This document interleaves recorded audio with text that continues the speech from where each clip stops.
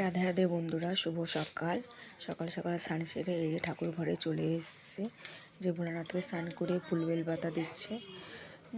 আমি রোজই সকালে স্নান করে যে ঠাকুর ঘরে চলে আসি পুজো দিতে, কারণ সকাল সকাল পুজো দিতে পারলে মনটাও ভালো লাগে।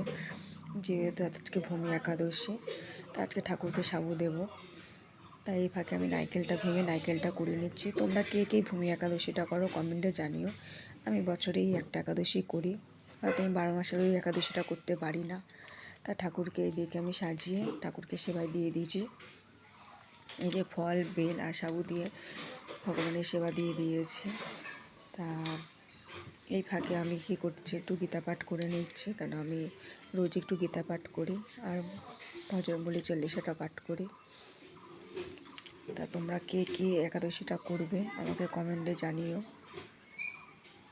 তা যদি ভিডিওটা যদি ভালো লাগে তোমরা একটা লাইক কমেন্ট করে দিও বন্ধুরা। টাটা।